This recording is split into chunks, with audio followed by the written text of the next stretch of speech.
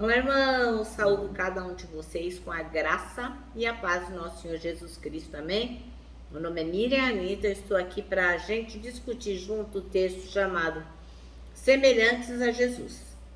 Esse texto foi escrito pela irmã Carla Juliana Mello para o Manancial, que é produzido pela União Feminina Missionária Batista do Brasil. E o Manancial é um devocional que tem uma meditação diária baseada na Bíblia, que é a palavra de Deus. Qual que é o objetivo do Manancial?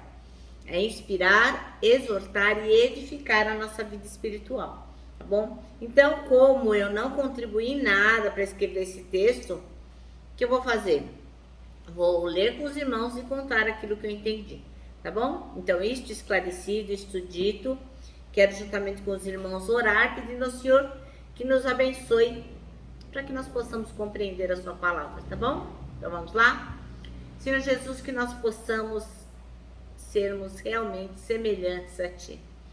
Que a leitura de hoje, a mensagem de hoje, possa falar ao nosso coração, para que nós possamos entender a Tua vontade.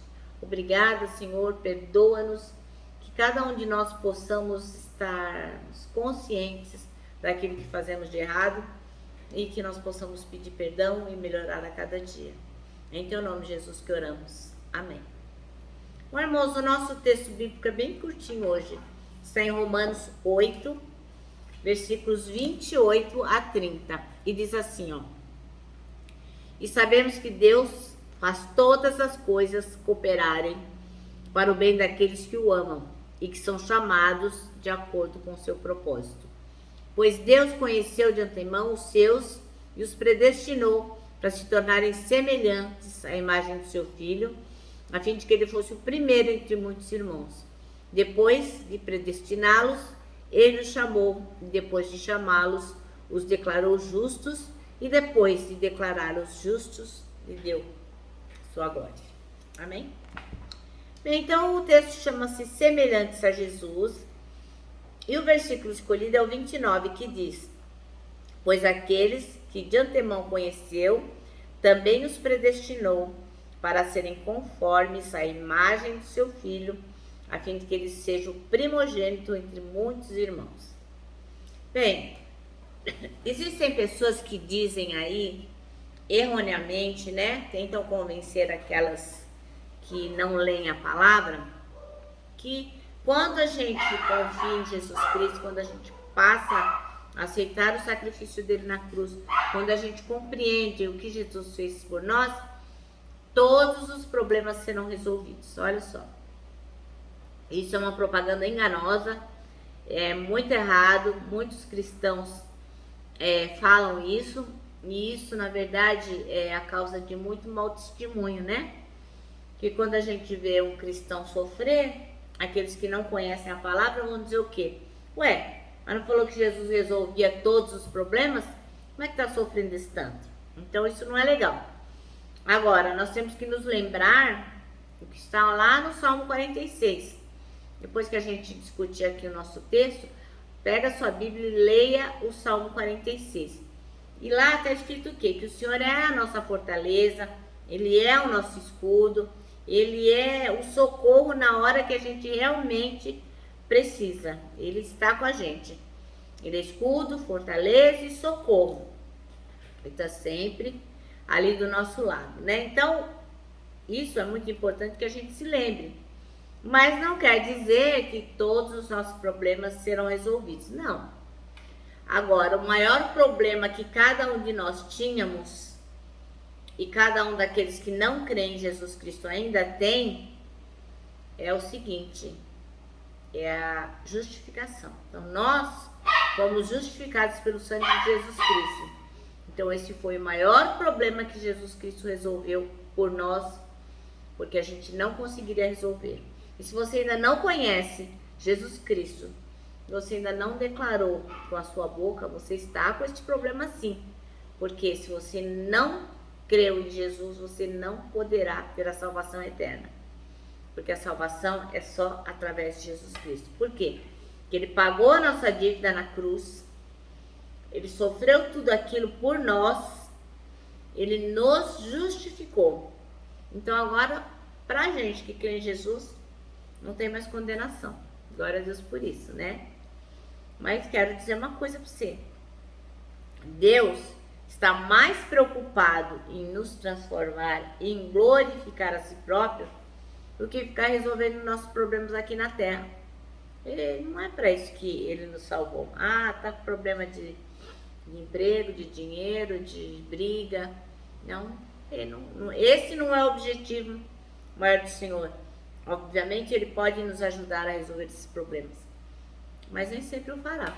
Às vezes nós temos lições para aprender, e às vezes ele permite que essas coisas nos aconteçam, né? Então, a gente tem que sempre buscar a Deus. Em todo momento nós temos que recorrer a Ele e pedir que Ele nos ajude para resolver os nossos problemas. Mas a gente tem que entender que Ele não tem obrigação, né? Ele não é obrigado, né? Tem gente que fala assim, como é que é a palavra?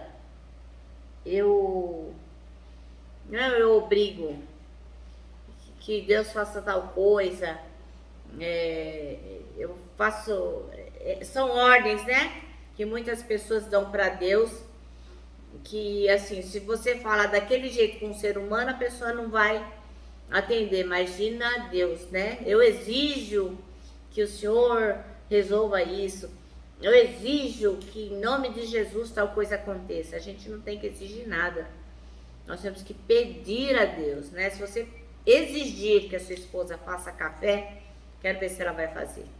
Se você exigir que o seu marido te leve para passear, eu quero ver se ele vai levar. Então assim, nós temos que saber como falar com o Altíssimo. Nós temos que apresentar a Ele todas as nossas demandas e deixar que Ele resolva no momento oportuno, né?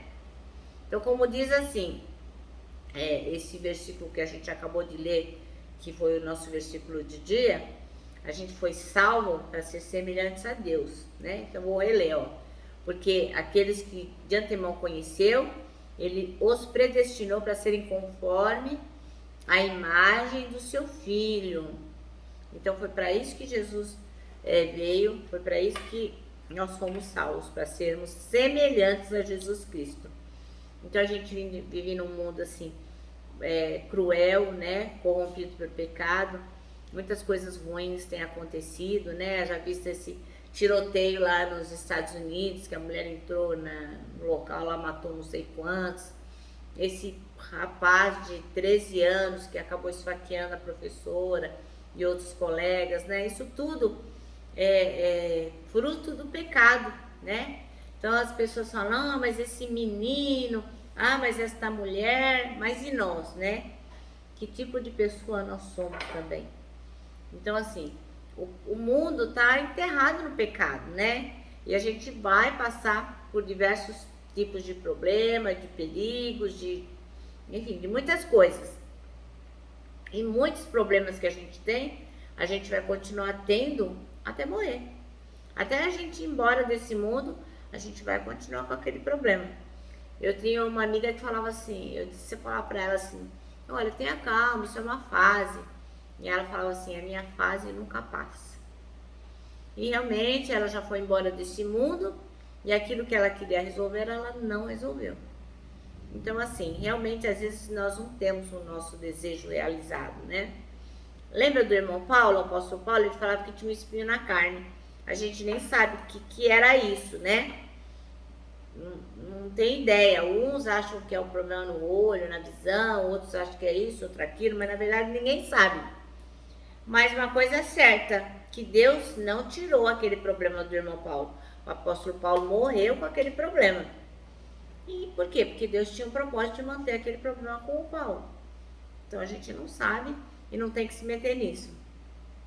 Então o que a gente tem que entender é o seguinte, os problemas existem, Deus pode removê-los, mas Ele sempre o faz, e eles podem exercitar a nossa fé e podem nos trazer ensinamentos muito ricos, muito precioso, pode nos tornar pessoas melhores. Então a gente tem que lembrar que a gente vai viver aqui, mas não vai ficar isento de passar por problemas, né? Então o nosso dever, a despeito de qualquer problema que venhamos encontrar, é o de sermos semelhantes a Jesus Cristo e de glorificá-lo por meio também dos nossos problemas. Amém? Bom, o nosso manancial termina assim, ó. O mais importante é você ser semelhante a Jesus. Isso é o que é mais importante. Agora eu termino com um abraço, um abraço de ursa, porque o encontro de dois corações é um abraço. Então, quando meu coração encontra o seu, é um abraço. Quando a gente encontra o outro irmão, é um abraço. Então, irmãos, nós temos que abraçar sim, porque nós temos que buscar sermos semelhantes a Jesus. Então, quando Jesus abraçava, ele estava acolhendo as pessoas. E o nosso dever é buscar sermos a imagem e semelhança dele, tá bom? Quero lembrar-vos que o abraço não dá certo em reunião de porco-espinho, né? Mas para nós que pretendemos buscar a semelhança de Jesus, nós temos sim que abraçar. Quero que vocês também se lembrem do Salmo 73, 26. Deus é a minha força, Ele é tudo o que eu sempre preciso. Isso é uma coisa que nós temos que lembrar a cada momento da nossa existência. E agora eu me despeço, né, com a palavra de ordem, que é confia em Jesus.